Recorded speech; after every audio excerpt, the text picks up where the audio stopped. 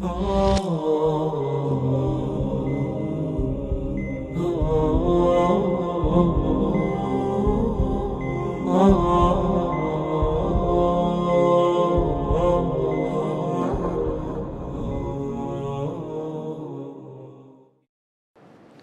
الله الرحمن الرحيم وبه نستعين. عزانم دينا سر جورة ديكا لا استعاري كبيشتر باسي سمان كرد ما أحمد باسي استعاري قوتمان استعارة دبتت سنبش مركب بس باعتباري بالضبط باعتباري طرفين دبتم مفرد ومركب مفرد كذا بوتسوته تصريحي مصرح ومكني بجاري او كمركبه كشما نخليه تمثيليه لدرسي داده ان شاء الله باشا. استاذ الدين السر بيشو بين السر تمثيلي تقسيمه شي كي استعاره من هي باعتبار لفظي مستعار يعني تقريبا بابلين وكبرين باشا باعتباري او لفظي كاستعاره ذكري لروي آية لروي وش سازيو او شيء كما استعاره دكين وشكال جامده اسمه جامده يعني مشتقه وفعل او بابه ثانيه تمام بابي طلع وتنقسم ايضا يعني دوباره زور انقسامه شكي هي زور انقسام ودا بشكل اصلي ما هي اذا كان المستعار اجر مستعار كيك خوازرا اسمه شي جامد اسمه شي جامد يعني اسمك بنا غور يسبون اشتقاق ناكله لبي جامد عكسي تمام صح جامد عكسي ضرب مشتق واني كالعربي دزانن جامد عكسي مشتقه مشتق او كي اشتقاق ذكري اشتقاق يعني والشيء دي كي ليله دايق دبي كو من مشتقاتي اهم بابا ورسن دو دبتا شرح شي كرتي مشتق او كومل وشال وشكل دايق دبن باشا وكو توليد عده كلمات من كلمه واحده وكو مثلا دلي جماعه كويك دنيا جمع يالتي لبو بيد جمع يجمع يجمع تجمع مجامع استجمعوا تجامعوا جامعوا مثلا جامع كروتبو ونيا مجموع مثلا اجتماع وهم يهرجمعوا او هم شيء اشتقاقه اما جامد او جامد اما دري مجمده له اشتتلي لك تبسطي الرقي لك ونيا او جامد كابر رق ناطواني او هابك ناطو يكجليك متصرف نيه تصرفناك ناطواني وكوت مثل سدرمت ظلم كاك وشيء اسد كزول استعاره بكار ونيا باشا اسد طايم بري اسد ياسد اسدا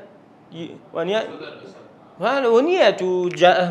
مشتغنيه متصرفنيه هو جامده باشا او لفظيك جامده لو اگر بيتو مستعاره كمان لفظه جامد بو غير مشتق نبو كقوله عليه الصلاه والسلام لانجس عفوا كبيغم صلى الله عليه وسلم بانجس شيء قد انه كان ده قرصه انجس شيء قلتي لا تكسر القوارير يعني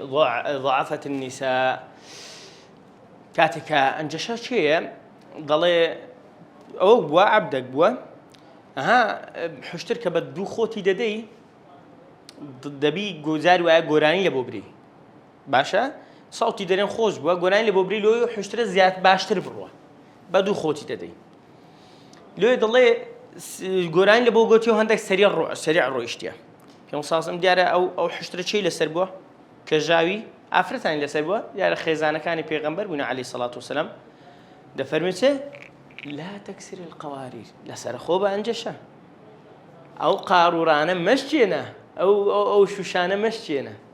يعني تو هذا بسري عيد روي أو حشتر الزور أو لا ركعت أو دكاونيا أو آفرتانا لسري وش بيانين لو أنا تحمل نكن ونيدري أو شوشانة مشجينا اللي جري النرمبة باشا دكوات اللي ردا يعني ضعفت النساء كآفرت زعيفنو وشكدار قوتهم زعيفنا طبعا بابين السرش اوكي ليرج دري والى تبعيه وروها جوري جومتيات تبعيه وهي التي يكون لفظها الذي تجري فيه فعلا او اسما مشتقا هرتي وزاره قال لفظه كمان فعلا يعني اسمه مشتق باشتقاق ذكره ويس قاروره قوارير مشتقه نخير باشا أجب بس أو زار فعل يعني اشتقاق بو لما سكت عن موسى الغضب سكت كفعله سكت يسكت ساكت مسكوت ونيا أو أنا دكات ما دام فعلك مشتقة أو دبتة تبعية تمام استزاني من بلفظك بتزوري لفظك دقوري يعني من تمشي أويناكم أري مشبه به هي يا مشبه هي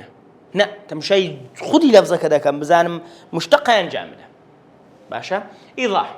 الاستعارة الأصلية يكون اللفظ المستعار فيها اسما جامدا استعارة أصلي لفظك تدا لفظة جامد دبي تمشاك ورنا سر إيرا لو هنا مخواري هامشك وسميت أصلية لأنها هي الأصل في الغالب لو بيدرين أصلي لبروسيا هر أول لا أصل ده أوه يعني بزور بي باولين أوه باشا أو زور نوسر أوي دبي لفظك جامدي كأسد باشا وكو أسد مثلا شير دائما لبو التصريح ذكره لبو آزاتي يعني وكو حاتم لبو حاتمي طائي لبو كدري حاتمي طائي حاتم العربي يعني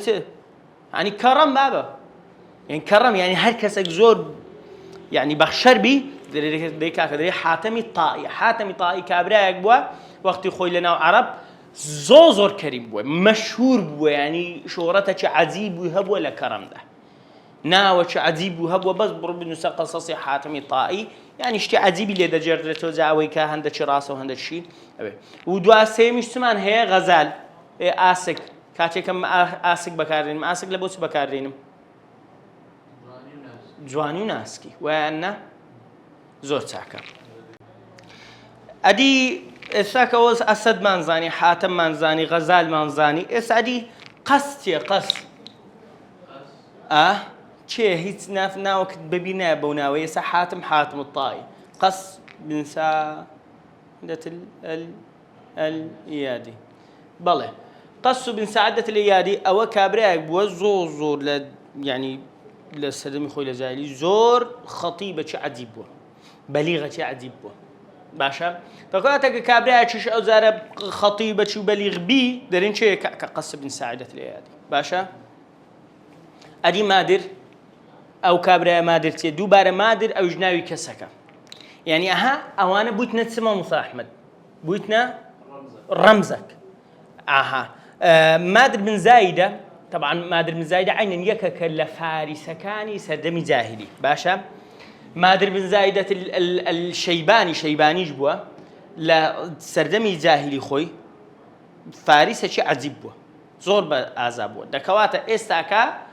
او لفظانا لأدب دابست واضحة بس اوي زور بكاريتيا اسد وحاتم وغزالة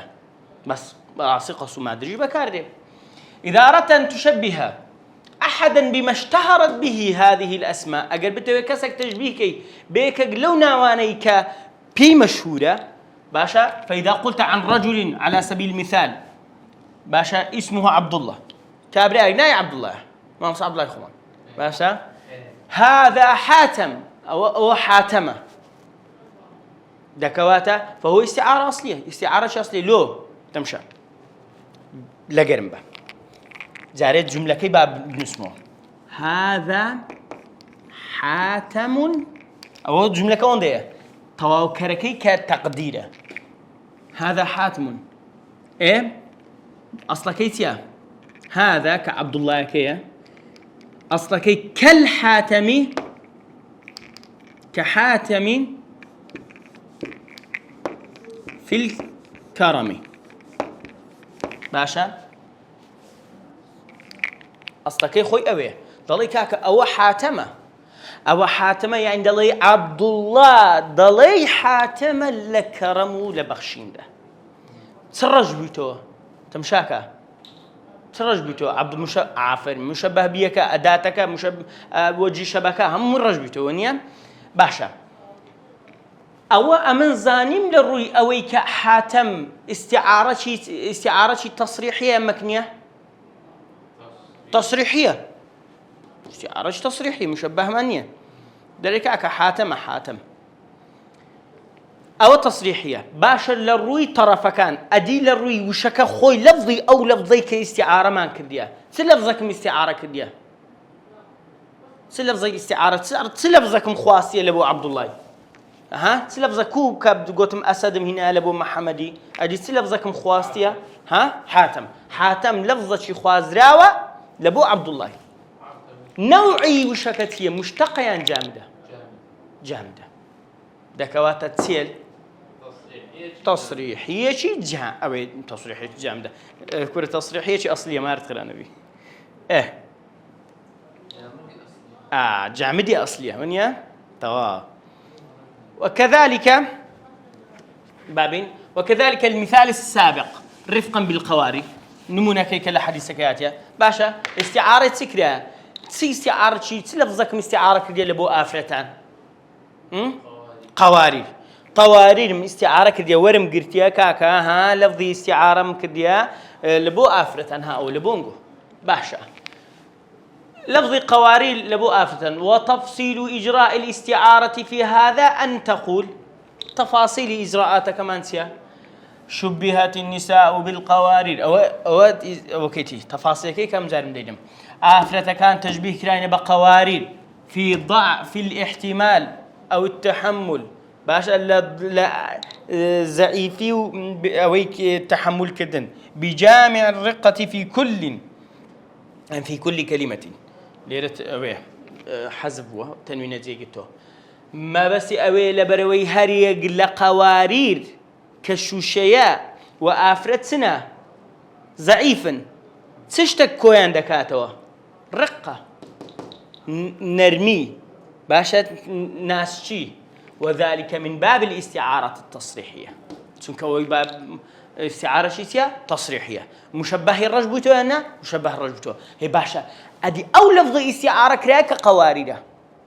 مشتقة عن جامدة دكوات أصلية باشا أوش ما نزاني أما التبعية فالمستعار فيها يكون فعلا مستعارة كوزارة أو لفظي خوازراوكا دبت فعل أو اسما مشتقا يعني اسمك اشتقاق ذكري وشي قوارير وأسد وحاتم ونظام أوانانية غزال ونظام اشتوانية أو حرفا يعني ذكري حرفك لزي خوي بكارني حرفك لزي خوي بكارني فمثالها في الفعل نمونة قل الفعل ذاك لسرشاتيا ولما سكت عن موسى الغضب كاتك موسى طبعا سورة كديارة موسى دستا ديداري خواي ونيا قلت سي شون بيدسي دوات سنت بيتو سولي بيتو خلقكش قلت أنتي كاكا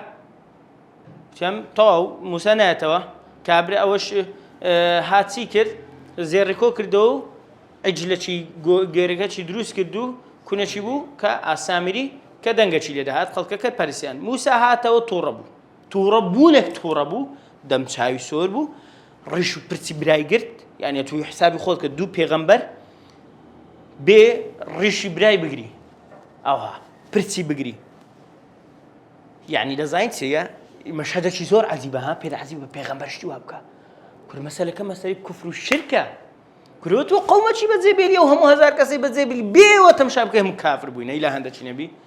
يقول والله كاكا بقران ساكم انبو مال زي بيغمبرنا با انبو مال زي يسر كده اقوم ما بعد ما راس لو انا زلط لي مدا بهر تحملوا منك بقران اخر هرت قورتين قناح الشركه بي وهم مشرك بوبن هو تشيتي بتي توراتي بيني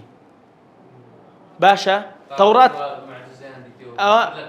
كره تازه بحر لبيشن يقول والله هم زاريني كاي سوره بقره دخيمه من عصاب ما هاي لي بتزدي يعني لهندق معناه ده يعني لسخومي حمل لك اگر نعم بير لوان بكموا هالراس نزلط لهم ده اللي خفت انا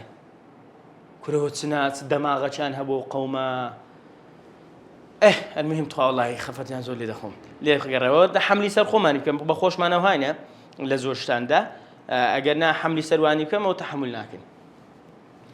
او ذاكاكا كاتك موسى غضبك يصير هات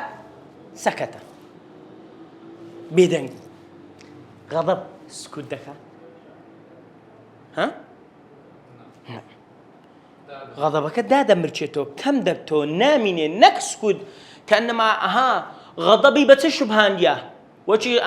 استت بخود بري بخود يلا ما فيديو كراب قرا بري استا يلا تي بس شبهانديا توري ببشرتي شبهانديا قصان دكا دنجي قوري بالمشوشة دواس دبي بيدنگ دبي زانا أهو سن استخوا كي قبري والله كاتك غضبك نما كم ينجانتري أمري سكت عن موسى الغضب يعني زور جوانتري زور فرقي هيك انعدال الأذان لا معنى أصلي زور زوانا ويقول البيانيون بياني كان ضل شبه الغضب بإنسان يتكلم ويسكت غضبي شبهان دي بإنسانك قصاندك أو بيدنگ دبي ومثالها في الاسم المشتق منشج الاسم المشتق قولهم شريف عملك ناطق بفضلك أو عربوا هذا الشريف عملك ناطق بفضلك عمل شريفك شريف عملك عمل شريفك تساككت ناطقة كان ناطق خوما سكرتيا بفضلتو بتاكو بأويتو باشا باش شبهت دلالة العمل الشريف بالنطق أو داريس عمل شريف بس تشبه كده بكسك قصاندك يعني أو عملي من قصاندك ضلك كبيوزنا كتبري من أوهام نيما ونيا نا تبيدنج با تبيدنج با شيء قصاندك شريك عمل شريفك دي قصاندك دكوات عملي شريفك يشبهان ديا بس بإنسانك قصاندك وصفي كابرادك ضلك أو إنسان أوها بيوزناك بخود وصف خود كي باشا بجامع بدلتي بجامع الإفهام في كل منهما واستعير اللفظ الدال على المشبه به للمشبه أو لفظش كدلالة لمشبه به دال لبو مشبه استعارك لا وجرة واستعير من النطق للنطق دا وجرة بمعنى الدلالة الناطق نطق ما بس أو بابلين واستعير من النطق لنطق وجرة ناطق لا وجرة نطق ونيا ناطق لنطق يورجيا دكات حساب السيارة أو لفظي استعارة ما كردي لبو عمل شريف وعملي يعني عمل شريفكات كي استعارة كرام أو لفظة مشتقة يعني جامدة مشتقة لبيلو تودري لنطق ورجيا لنطق ورجيا نطق ينطق ناطق ونيا قسيكر نطقي كدو ناطق أو كسيك قصان دكا ونطق دكا باشا بمعنى دال على طريق الاستعارة التصريحية التبعية باشا وكو استعارة شي تصريحي تبعي لو تبعية لفظة كمان مشتقة باشا تصريحية بلي تصريحية لو تصريحية ده بيتم رجبو بتو مشبه دري عملك دو وشتيا رجبو بتو كدلي وكو إنسانك كم نطقي هي باشا ليرة دا بابين ومثالها في الحروف أو في الحرف نموني استعاري تبعي لحرف ده أو زور خوشا ده فرمته ولأصلبنكم في جذوع النخل أو قلت من دبي كابرا نحوي خين دبي ونيا عوامل الجرزاني خين دبي في لبو تبرم في لبو لا أجر مش بس ما كذي لبوتيا لبو ظرفية يعني لناو باش أو كاتك ساحرة كان باوريا بمساهنا فرعون سهر شيء كردن والله كاوي قلت باوري والله لا دار خرماية كان أو تاندكم صليبت عندهم يعني هلطان دواسم قاستان لي ركموه دستان لي ركموه صليبتان دكم بس ضل في جذوع النخل باشا أتو دي مثلا دي بسر دار خرما هالي دواسي يان لناو دار خرما يدكي لسر باشا خوي أصل وايا أصلك بيقول بالا أصلبنكم شلا دري على جذوع النخل والله بدار خرما وتاندكم بس دار خرما وتاندكم باشا والله يا كاكا وهر يخومانا هرش يخوماك والله يديك باشا أديلو في بكارينه ليردا انعدال عدل كريانا لا يدال حرف كيانا بالله. وفي هذه التقسيمات طبعا هو اللي قرأ اللي كتاكتي ليرة انعدال شكلية لا يدا بفي كذا بحصل على باللو لبروي يعني هندتون تاندكم كصلى صليب تانددم هندتون تاندكم دبي جوشتو اسك تاندق دار خور معك تيكربي يعني انت مشاكا او معناي كامل والله هندتون تاندكم او ها وها تاني دكم نا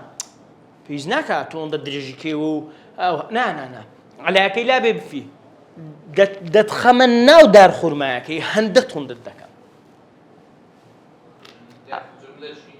بالضبط يك حرف النداء كديه بزانت چند جوانه لا ويدي كشمان هي آيات كشمان هي آيات كدينو كتا وأخذ فرمي لسورة إسراء ولا تمشي في الأرض مرحا دوباره فيه باشا أتو لسر زوي دروي يعني لناو زوي دروي لسر زوي دروي